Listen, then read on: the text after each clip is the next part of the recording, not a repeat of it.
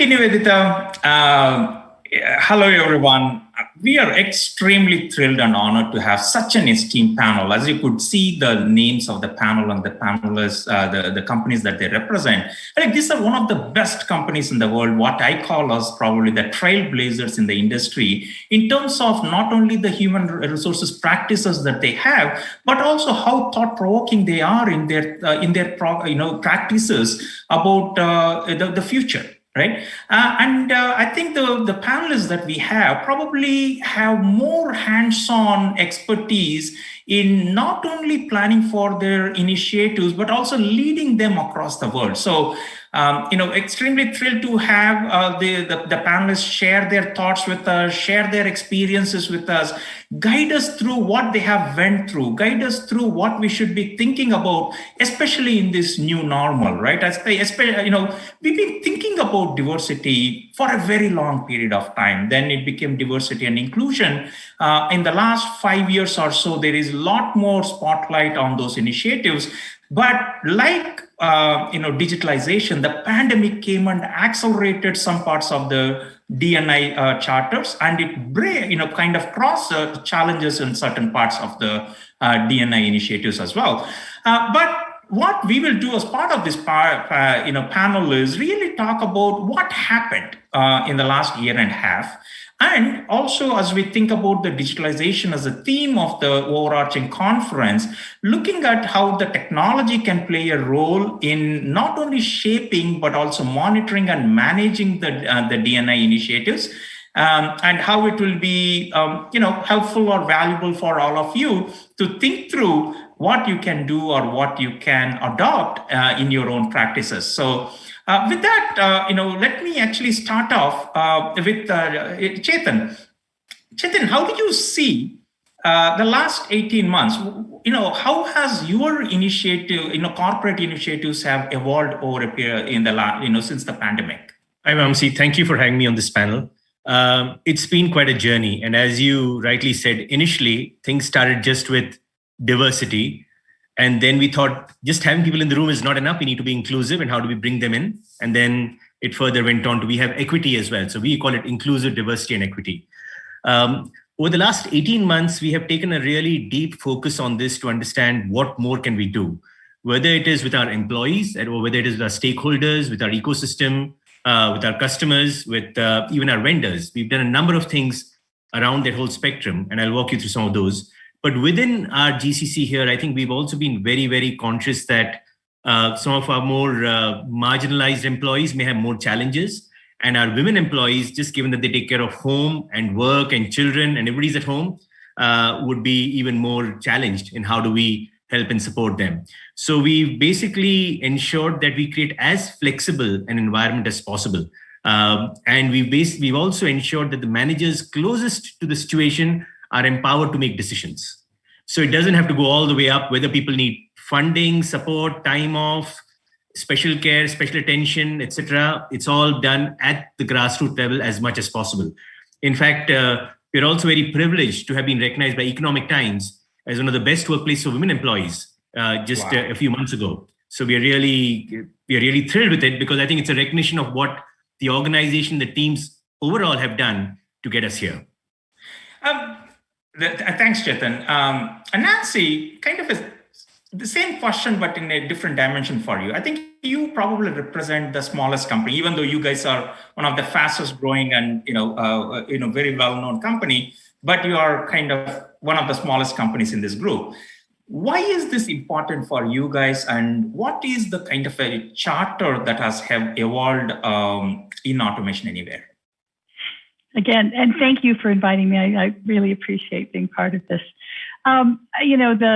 The confluence of both, the concept of diversity, inclusion. We also consider equity, belonging, and I've added an I to this, which is impact.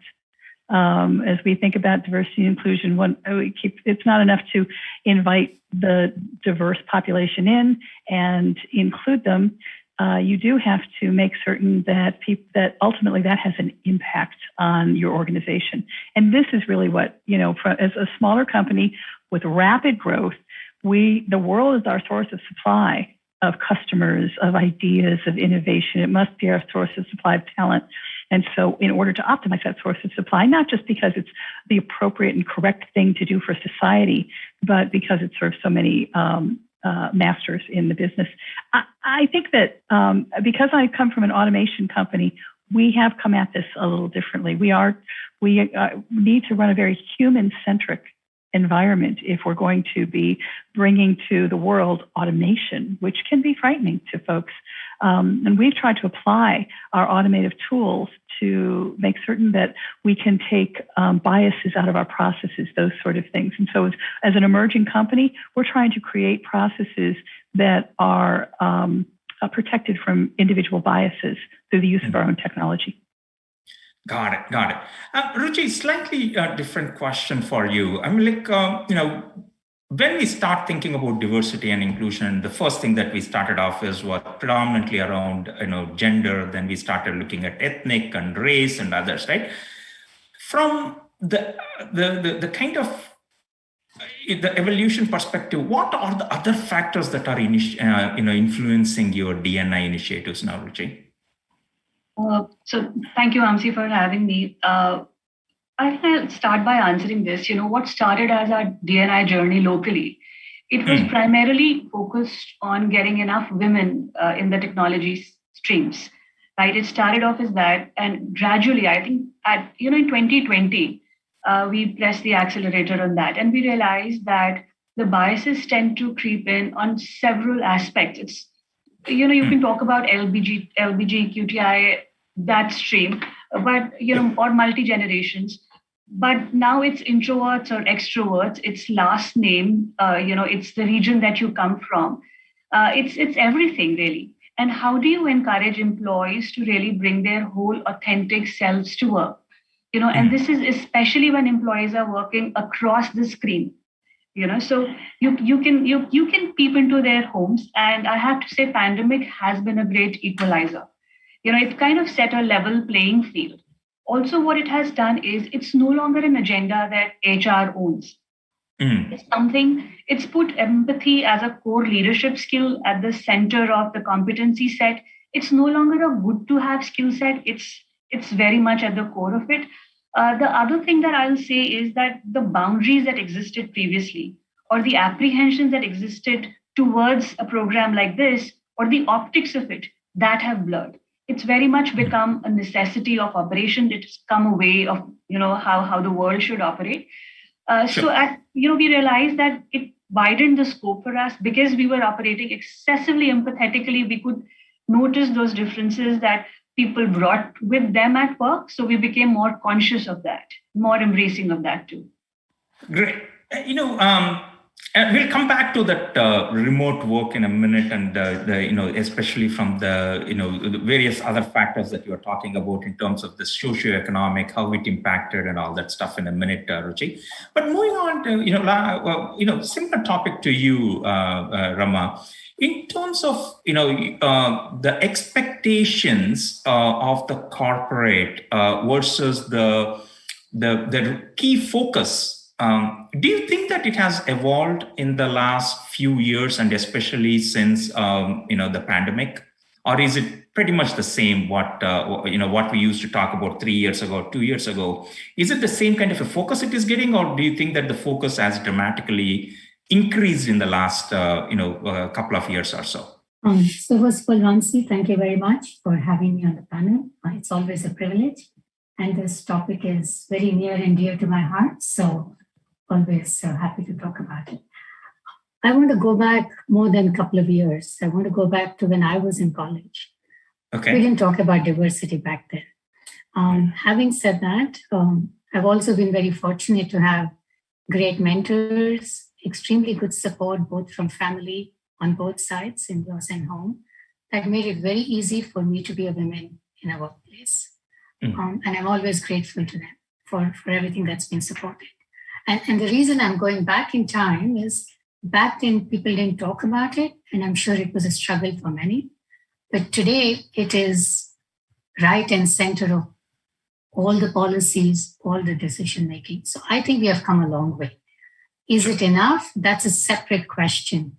But is there adequate awareness? I think there is a lot of awareness. Let me now turn attention to SaaS itself.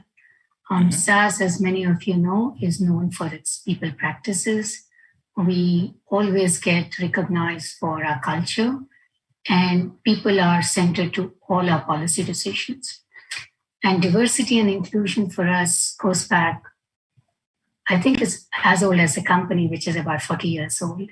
And it started with our CEO, Dr. Goodnight, putting a lot of emphasis about women in statistics because that's the field that we are in. Over time, that has evolved. And we started to diverge from being a company that is culture fit to culture add. I think that is the first step in that direction. As Dr. Goodnight keeps saying, we don't want people who are same as us. We want more people who are different from us. And Sure. we have made that as an imperative. It's part of everything that we do. And today we have several programs worldwide which cover the whole gamut. It started with gender for certain, but today we cover the spectrum. There is LGBTQ. We cover generational diversity. We also have differently abled programs. And very recently, we launched an award-winning program called the Autism Spectrum. And we are running a pilot right now. This is in the US, not in India. But we do have interns who have joined us and who are part of this program. And it got some accolades from NACE. So I think if you look at the whole journey, to me, the world has come a long way. The pandemic, like Ruchi just alluded to, has definitely sensitized people a lot more. Sure. And the awareness is very much there.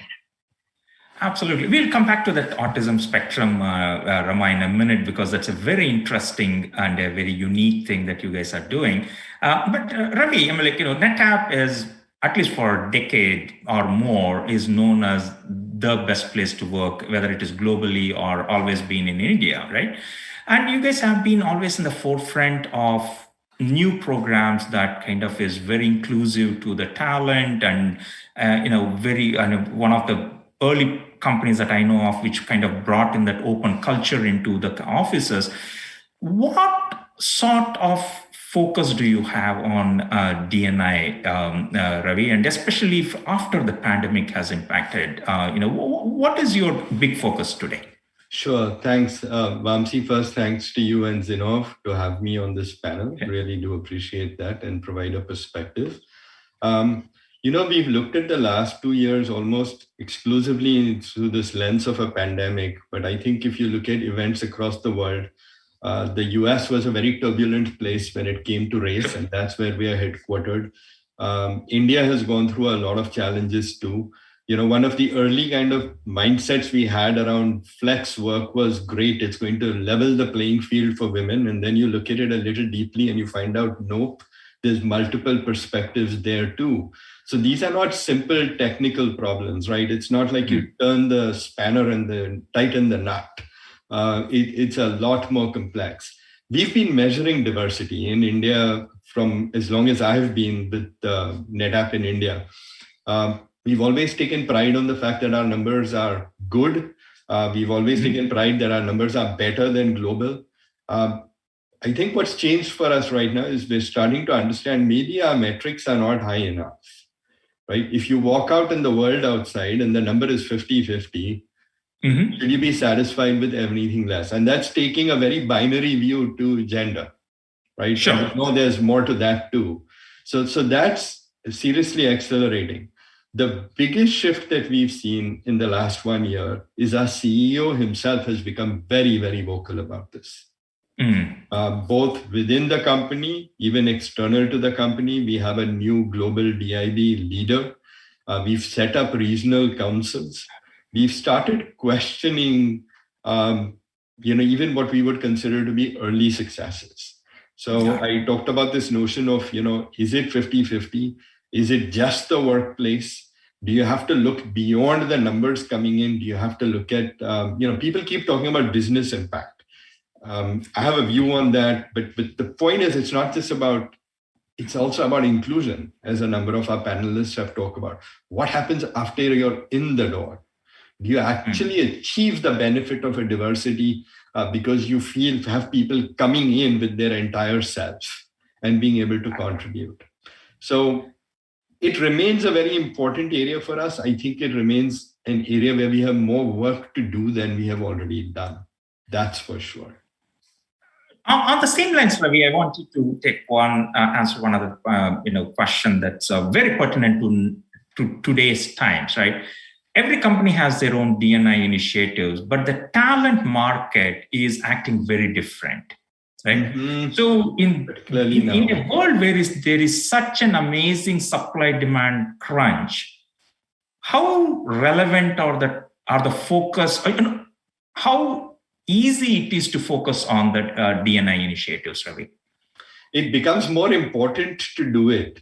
Okay. Let me put it this way. If you're sitting in a competitive market, right, the fact that competition ratchets up, you have to be even more innovative. Right now, I have a feeling that the organizations that have actually cracked this code are going to be a hell of a lot more successful because they already have all the benefits diversity brings in. Fresh ideas, fresh thoughts. The whole idea that it does become self-perpetuating at a certain time, right? Mm-hmm. If you've kind of succeeded in that, other people seek you out for the kind of organization you are. That's wonderful. Yeah. Wonderful. I think you are absolutely right. But is there anyone else who has kind of a different thoughts, or have you seen any examples where, yes, there is a focus, but the reality is we probably in the short term we cannot go through those metrics, and what else can we do? Has it happened to any of you? Hi, I'd like to just go in there. So I agree that with Ravi that there is an element of differentiation and it positions you well as an employer. But I think it also needs some scale and critical mass for us to make a change, because as we all agreed that there's a lot more all of us need to do. And I think a level of collaboration in making this happen is also going to be important. And I'm in certain forums, like I sit on the NASSCOM, GCC group, etc., where companies are coming together to say, hey, we all are trying to solve this, and we all have a certain need, but our need individually is small in the sense that we are not going to be able to tackle it given the scale and size of the problem. And how do we collaborate and come together to make it a platform of sorts, where we can bring in talent, develop them, identify them, support, mentor, etc., and then also give them job opportunities. So I think a number of initiatives towards that are happening both across the diversity equation, whether it's gender or people with disabilities or veterans or other marginalized societies, right, LGBT, etc. That's one happening. The other is, I think, even from a women developmental perspective, the thought of giving them a wider canvas and exposure to wider environments is also slowly taking shape rather than just within an organization. So I think there are multiple such initiatives going on, and I think those will help us all to get a better talent pool in a pipeline. Got it. A question to you, Rama. When you actually look at some of these initiatives, there are multiple factors that you talked about, including the autism spectrum and everything, right? How do you prioritize? Should the organization kind of think of it as like all the initiatives, all the factors I need to consider, or should an organization say that, I cannot boil this whole pot. I am going to kind of take few of them and kind of tackle them first. How would you think about it? Yeah, and that's a tough question, Vamsee, but I'll tell you what we have done here. As I said, for us, diversity is as old as, or the diversity initiatives are as old as our organization. And we've started these in different locations at different times. We operate out of 59 countries. And in India, for example, we started with gender. And then we added to that LGBTQ, and then we added generational. Very recently, we started to consider, can we also include differently abled people? And then we have run into a problem with our facility not being ready. It's not so much our culture audit that failed, but the premises are not ready for it, as an example. So to answer your question, sometimes taking all of it can be very overwhelming. There's a little bit of assessment needed on the readiness itself. And these are not purely top-down initiatives, right? It's good for the company CEO to have a charter and a vision. But what's very important is to make foot soldiers and the teams are ready for it. So you also have to create that environment that encourages people to bring themselves. This is one point that everybody has kind of talked about.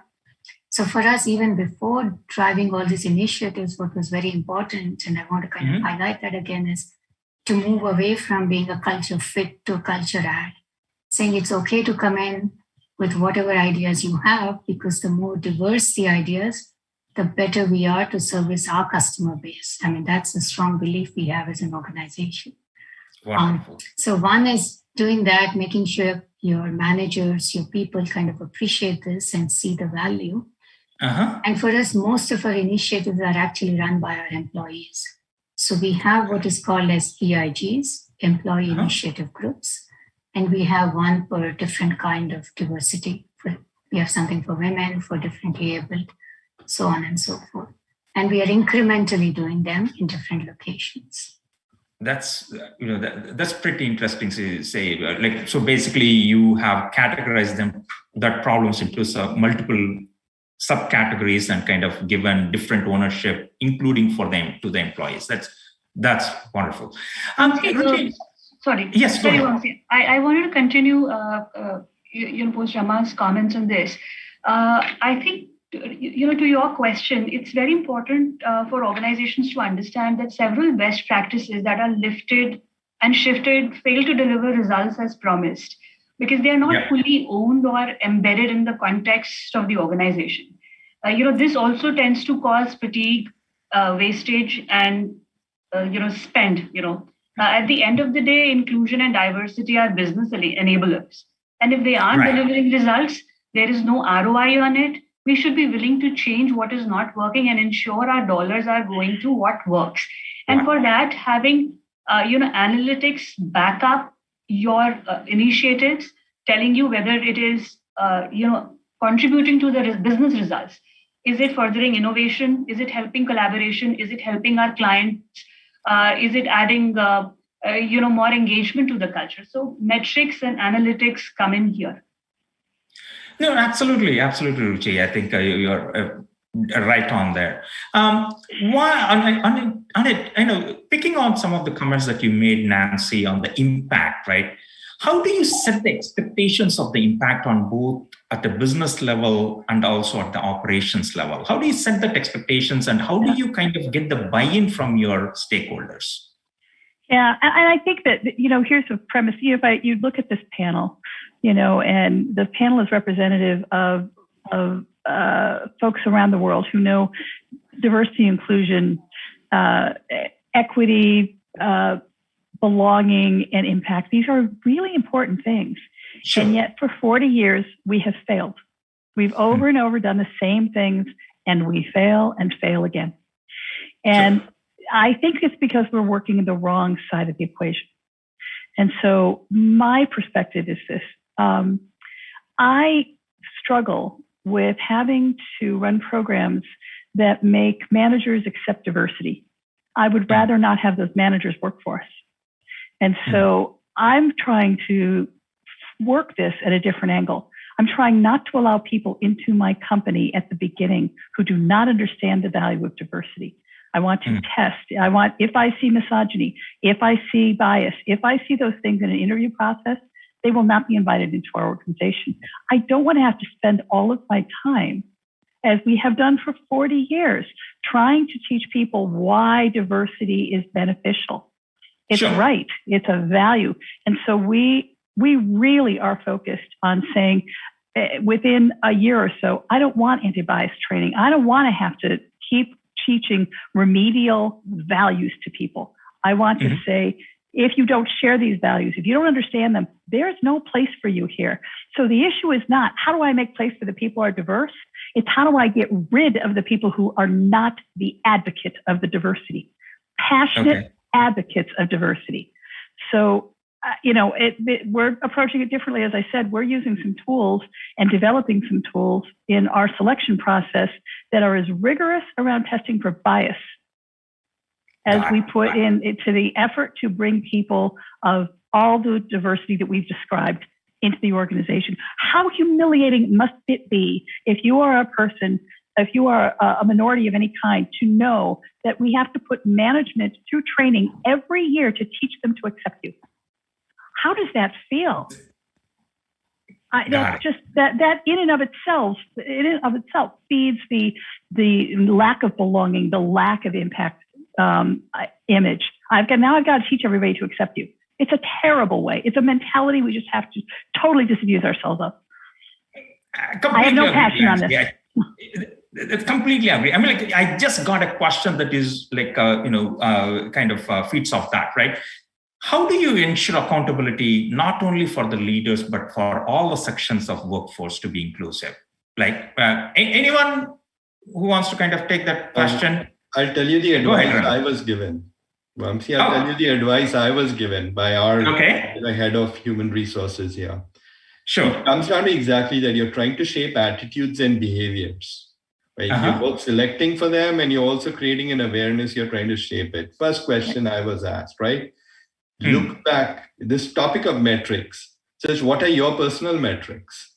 Go look back at your career. You've got 30 years. Who did you interview? Who did you hire? Who did you engage in the process after you got them on board? Who have you promoted? Right? Sure. Now, you can't sit in an organization which is not 50-50 and claim you've got a record that's 50-50. It just doesn't work that way collectively. So that kind of puts in the first adaptive problem. And I think that was pretty in soul searching. Got it.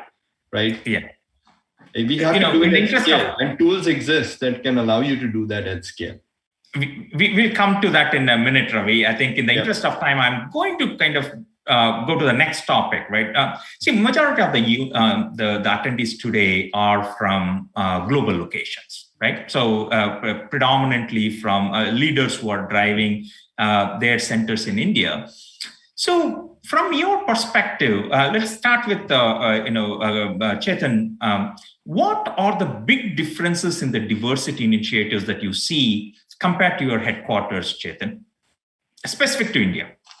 Sure. So I think we are a US-based company, as everybody knows. And in the US, diversity has a lot to do with either color, black, or, and Black Lives Matter and that kind of stuff, or gender. And I think veterans to some extent. In India, it's a very different angle because ethnicity is so wide, whether it's language, culture, clothes, food, etc. So, and some of that. So you can't really use that angle. And we've kind of made it quite clear to our leaders in the US that we will not go down that path of color, etc. in India. But I think in India, the reality is that more than the West, we see women employees. We have a good volume at the entry level to the mid-management, and then it really tapers off. And what do we need to do to increase the pipeline of talent at the management above level? So that is a very focused program for us, sponsorship, etc. around that. The other is typically having disabilities is a huge stigma in India, right? And we don't even know how to work with people who have maybe marginalized in sight or hearing or speech. And we need to get our employees to understand what that means and how to engage and work with them. So we're doing a lot of work towards just educating our employees in that area and then allowing people to come in. And while I take Nancy's point that you can't have a group which is thinking in a very in a fashion where they marginalize, at the same time, the reality is culturally that's the way it's been. And how do you take people along? Because honestly, if we were to exit employees who had a certain type of view, I think 70-80% of our employees would be out, right? And that's the reality in India. So you have to be also realistic as to how do you take them along? And it's not because they feel that way necessarily. It's just the environment they were brought in is with that background, and how do we take them along? So those are a few things we're doing: education, gender, veterans, for example. In India, we have never looked at our veterans with a positive light and created a separate environment for them. And we have such great talent there. How do we bring them in? So those are some of the things we're doing separately to the primary organization. Same question to you, Ruchi, on a different angle. How do you get the HQ to accept that these are very different priorities in India, and how do you get the buy-in from them? Is it easy, or is it like something that you really have to educate them? I think I would say we've been fortunate. It's been easy. Pitney Bowes has been a diverse and equal opportunity employer for the last 100 years.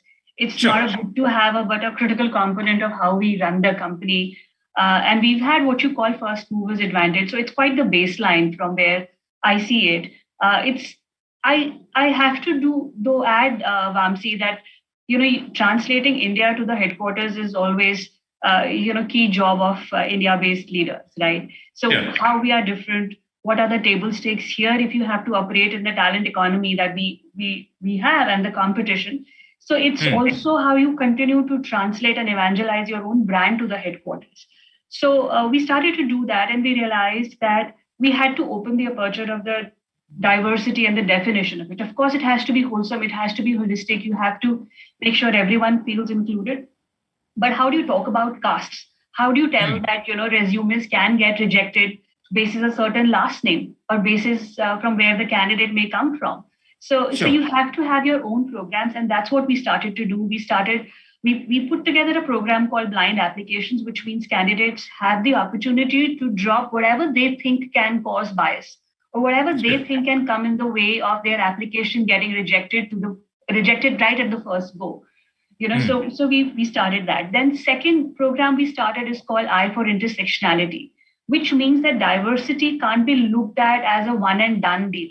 It's not just one parameter of someone's personality. It could be your socioeconomic status. It could be your last name. It could be the skin, color of your skin. It could be a myriad of things.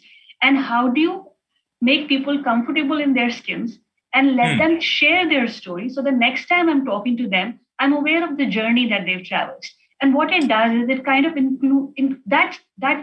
aids the process of inclusion. It kind of tells that everyone in this organization has the same chance, fair chance at meritocracy, and only talent matters. So we started to have those conversations. And I think if we link it to talent and meritocracy, some of these initiatives are an easier sell to the headquarters. Excellent. Question for you, Rama, on similar things. You've been leading these initiatives for a while, right? Are there any legal nuances that the people have to be aware of in India when they are actually, planning for these initiatives? I mean, are there any things to do or not to do, or are there any subtle challenges that companies tend to experience when they are actually implementing any of these initiatives? So, just to kind of recap. Yeah, when you start any diversity initiatives, and diversity in its purest form or in totality, which is not just gender, but the whole spectrum, there are always nuances, and there are some regional differences. There are legal aspects to it.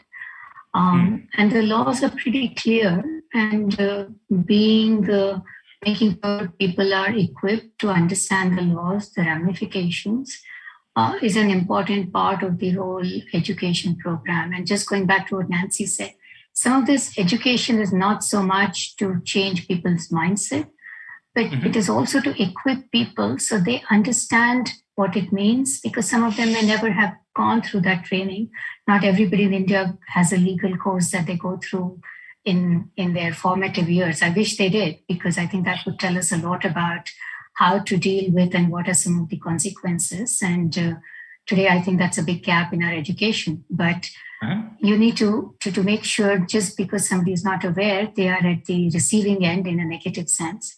So from that point of view, there are orientation programs. So I think there are legal nuances, whether it is to do with caste, even with gender, wage difference, and making people aware is a very important part of this whole initiative. And that's why we've really gone bottoms up, while our CEO is extremely passionate and drives home the need for diversity time and again.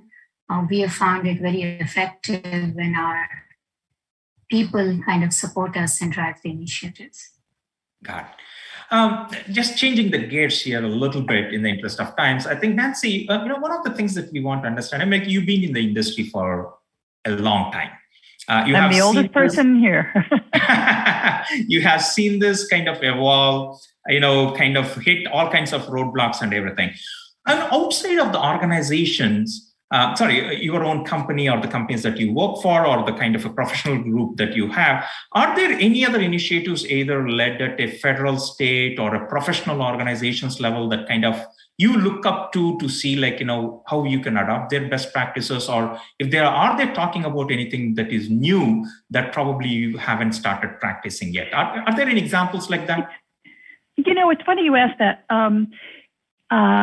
And this is startling. It was startling to me that one of the places that I realized I could learn quite a bit about this from is actually the U.S. military. That the U.S. military, of course, it's the broadest population, it's the most diverse population that we have in the U.S., where they come together. And there is a variety of education level, variety of backgrounds. While we like to suggest there is no class system in the United States, we know now that there is a profound class difference, and that the military has really been able to figure out how to make certain that the work groups that come together are not impeded by the differences. And so, as a child of the 60s, I was very anti-military. And for many, it's like, warmongers and all of that. And then I began to realize that large organization really understood how to develop people, how to give people opportunity, how to recognize talent. Today, one of the greatest sources we have for, and this is, kind of nuanced, but women of color to bring into the company, we are very focused on the veterans programs at this point. Because the problem is we've been kind of blind to the skills, knowledge, and ability that women are gaining through that rapid path up to leadership. Can we translate those leadership roles then into our world? It's a surprising place for me personally to look at and say, what can I learn there? But there again, it shows my own biases were in play, right? I have to, expand my own thinking all the time and say, who can I learn from? Who can I learn from? How can I learn about this? And that was, I was startled when I realized, boy, they have figured out some things that we have not learned in corporate America. That's great, Nancy. That's great to look at the U.S. military. And as you said, they probably have the most diverse set of population, and they have gone through all those challenges, right? Chetan, coming to looking at the India local system, and you talked a little bit about the NASSCOM initiatives and what SocGen is doing. Can you throw a little bit of light on why these are very important initiatives for the ecosystem? Well, first of all, I think we all realize the value of diversity, right? So we all know that we need to have a more diverse workforce. I think, as I mentioned earlier, we see it tapering off at certain levels, and we need to create an environment to promote those levels to continue, either to continue or to return back to the workforce. So some of these initiatives are guided by that. For example, there's an initiative which Société Générale, the French bank, has initiated, which is a platform called One Inclusion, where they're trying to get people of different backgrounds. That's people with physical challenges or people with veterans, LGBT, etc. And what they're doing is trying to create the right environment for training, upskilling, coaching, mentoring, and then a job market. So if you complete the whole value chain, it just makes life so much easier. Otherwise, we don't really have an environment where somebody can get all this in one place. And they're partnering with a number of other companies within the NASSCOM GCC group. And in fact, it's open to many others. So it's just at a very nascent stage at this point. But I think that's a really good program. And I think we all recognize we are doing bits on our own. And like we have goals of maybe 2% of our workforce we want to increase. But 2%, meaning about 30, 40, is all small numbers. And we just don't necessarily have the wherewithal and the environment to do everything like this for that group. So I think coming together on a platform really helps. Great. We have less than 5 minutes, but there are two major topics that I want to cover, right? One is we always look at D&I initiatives as my employees, right? My employees, that's what I'm focused on. But D&I, an organization is not only about employees. It's about your clients, your partners, your vendors, and everything. So who wants to talk about what else outside of the talent that your team is doing? Anyone? Or I can go. Yes, And Ravi, go ahead. I'll give you a perspective which is a little different. It's not what can we expect of suppliers and vendors, which I'm sure there is a lot of. We have a very robust innovation program. We have an accelerator, right? What we realized very quickly is we extended the accelerator to a branded program called Accelerate Her, where we were trying to reach out to women entrepreneurs. We realized the reverse benefit. Here we now have a very talented bunch of women entrepreneurs who can be excellent ambassadors to kind of change the mindset even within NetApp. So it's like once you take a broader look at this, right? If you look beyond your company, you look into the industry. See, there's one thing, we were talking about the differences between countries, but there's a lot that's very similar. We all want diversity of the markets we play in, customers we deal with, businesses that we are in, ideas that drive innovation, diversity in all of it, right? Sure. It seems that diversity of the workforce seems incredibly limiting in that context, right? Sure. So I think everything we do, we've seen that, we've been able to link our diversity initiative into what we do with CSR also. And we've been able to do it with that same innovation bent that we've had. Got it. How can you take what's happening in the world right now? People are very concerned that jobs of the future are going to be very, very different. Got it. Can you link to a diversity initiative and create a healthy new pipeline where it didn't exist? So that's kind of some interesting ideas. So Vamsee, quickly, I just share a quick anecdote. We had to basically create, we had to build notes or get debt of about $1.2 billion in the US. And very consciously as an organization, we went out to the minority groups. We did not go to the Goldman Sachs and the Morgan Stanleys. We went to the minority groups, and we created the right platform and environment for them to be successful. And it wasn't easy, but we made it. And $1.2 billion of underwriting and note building is not a small amount of money. And I think this was a first of its kind in the industry there. And we're really proud of going out to our suppliers, vendors, bankers, and also including them in this whole equation. No, I hope we see more and more of these, Chetan, in the industry. But there is one big important topic that I just want everybody to kind of give me a rapid answers to this, right, which is about technology. Let's start with Ruchi. Ruchi, what are the top 2 things where you are using technology today? Not the tools, just the areas where you are using technology in the D&I. In D&I specifically? Yeah, specifically in D&I. We are using a tool called Vizier. It's a talent analytics dashboard. Okay, and for what? For basically keeping us, for eliminating biases out of recruitment, number 1. Number 2, it gives us a dashboard on how far we are on our D&I goals. Excellent. Nancy, what tools, what are you doing with it? Our own technology that we're using on the Automation Anywhere platform and our RE product. And what we have created is a talent review process that delivers up customized development programs for every single individual. And it's done in a way that is virtually devoid of individual biases. And so we're extremely proud of it. That's awesome. Eating the dog food, nothing better than eating their own dog food, Nancy. So kudos to you guys. So, Ravi, what are top technologies? Our focus largely is on measurement. So we've got a very robust measurement system, whether we are looking across job levels and job categories on gender diversity, particularly.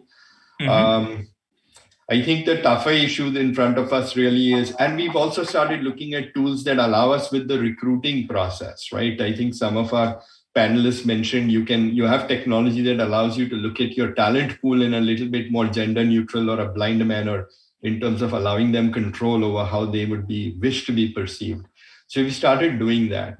I think the harder issues are still ahead of us though. How do you measure inclusion? How do you measure impact as was being described by some folks? But we're starting to look at it. Yeah. Absolutely, Ravi. Thank you. Chetan. Yeah, we have a couple of programs. We've got something called Winspire, Women Inspire, where we are looking at identifying talent and then graduating them through the program. And then we've got a very strong sponsorship program where we have leaders around the world sponsoring women employees to their next level of growth and potential, etc. So as well as on the recruitment side, I think as has been described, we're also conscious of that part. So what tool are you using, Chetan, to manage? Well, I wouldn't give a name to the tool. There's just a lot of initiatives around there that are helping us, and then we are measuring it as well. But we haven't created one single tool on which it all sits. Rama, last comment. So we are the analytics company. So we use our own tools, and we are measuring quite a few things. So we do look at pay parity, and we are very happy to say that some of our women leaders actually are paid higher than men. So we've been measuring that for a while. We also have been looking at what is the percentage of women. That's one thing. And as we are expanding the scope of diversity, we've also been looking at other factors like supplier base. Okay. One quick question, yes or no question. Did the pandemic accelerate the usage of tools towards D&I initiatives? Yes or no? Let's start with Rama, you first. To me, I don't think it changed anything from the initiative point of view. If at all, I think it just has made people much more empathetic and much more sensitive to the needs. Chetan. Well, I think it has definitely highlighted the need for tools and to need to have a strong set of tools to be more on top of it. But yeah, it has accelerated that thinking as we move forward. Ruchi. Yes, it has. Ravi. Coincidentally, in timing, yes. I don't think the pandemic caused it, but we are at the stage where we started accelerating tool usage. Got it. Nancy. Yes, it has. Excellent. So with that, I think we have slightly ran over the time that was allocated to us. But I cannot thank you, panelists, for giving us such an giving us such an amazing point of views and perspectives on what is happening and an opportunity to learn from all your experiences. So thank you very, very much for your time and for making this a very insightful, very educative session. With that, over to you, Nivedita.